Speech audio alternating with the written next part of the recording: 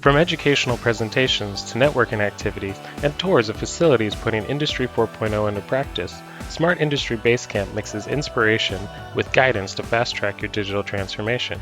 Learn more about our 5th annual event at event.smartindustry.com. In a strong job market for skilled manufacturing talent, workers are keenly interested in career development opportunities and are looking for more than money to stay engaged in their organization, driving many to ask, "What have you done for me lately?" The top challenge that survey respondents indicated their organizations are facing is finding skilled workers to fill open positions. This was also the case in 2018.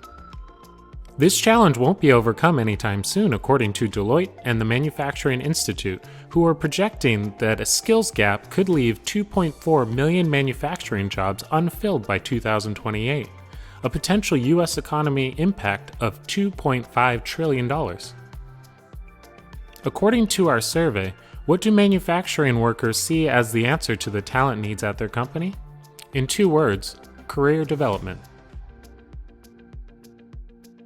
51% of respondents indicated they would be likely to engage with a mentor or coach if given the opportunity, but just 20% of respondents said their company offers a formal mentorship program.